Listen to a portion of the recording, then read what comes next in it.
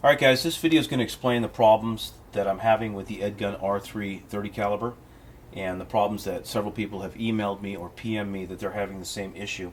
I talked to the importer, and what he wanted was an email drafted of what exactly was going on, and I thought a video would be a lot more powerful and explain the issues, I think, in a more detailed manner.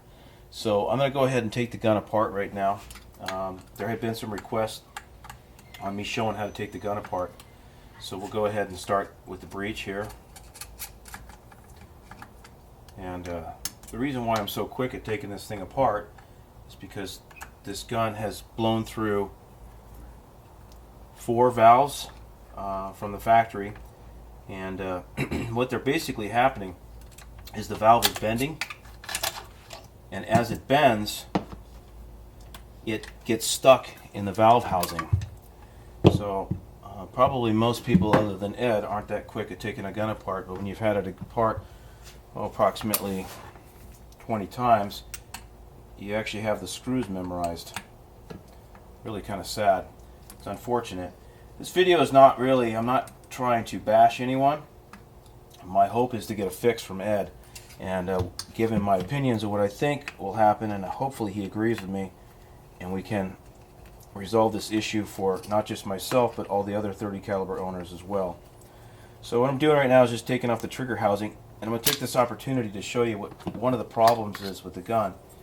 Is if you can see here, this trigger housing is a lot larger than a 25 caliber or 22 if you guys own one, and this extra weight, in my opinion, is causing the valve hammer, or the hammer is causing the valve to bend inside the housing, and it's a 2mm valve and it probably needs to be larger. So let's go ahead and continue to take the gun apart.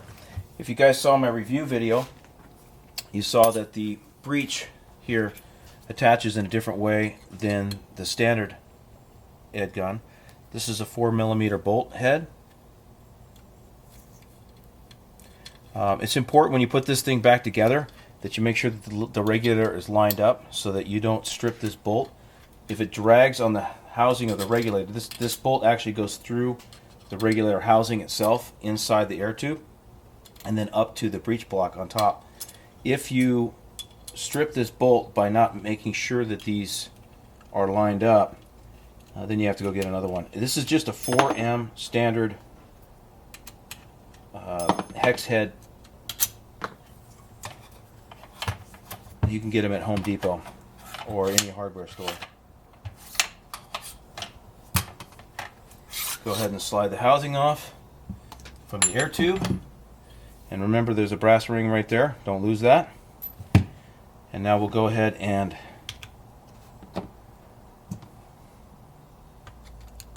I've already degassed this gun.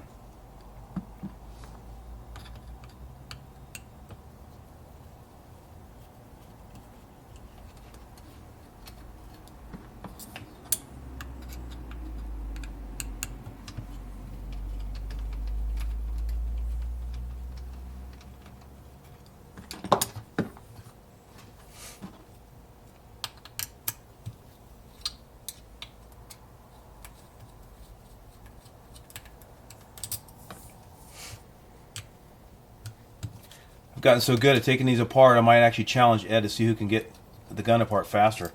It's not something I really wanted to be good at, guys. Okay, now we have the regulator free. Remember, it's important that thing is degassed before you start pulling those bolts off. Pull the regulator. Secure the little brass ring, and we're going to get to the seat of the problem, no pun intended. This valve, as you can see here, there are 2 generations of this valve. This is a 14mm and this is 12mm. But the problem is not the valve. The valve itself doesn't break. The problem is how it fits in the housing. So you can see this valve is bent. You can see how much force it requires to go in there. So the 2 problems that have been happening as a result of this is that this valve housing bends right here, and one of 2 things happen. Either it bends inside the housing and makes it so when the hammer hits back here, it doesn't open the valve all the way, and the most speed you can get out of the gun is 750 feet per second when you're above 200 bar here. As the bar reading starts to drop and you fall off the regulator, then you hit like 900 feet per second. So it's kind of a weird issue. Or the second issue that's happening to people is the valve is being stuck open like this, and it just bleeds all your air out. And this is my fourth valve, and you can see here it's stuck it's basically not operational. So what I believe the fix is, and I'm hoping Ed agrees with me, is that he makes a new housing here that can screw in the bottom of our regulator, or at least a new bolt head here that can handle a 3mm valve stem, and we can get a 3mm valve stem and actually get some consistency and strength out of this system. Because if this valve keeps bending, this valve only has 300 shots on it, this valve has 550 shots on it, all of them set at 850 feet or 880 feet per second, just with the factory setting at, and I'm still blowing valves. So I hope that helps explain exactly what's going on, and hopefully Ed can come up with a fix soon. Thanks for watching, guys. Feel free to comment or give me your opinions, or if you have an idea for a fix for this, I welcome it. Thanks, guys.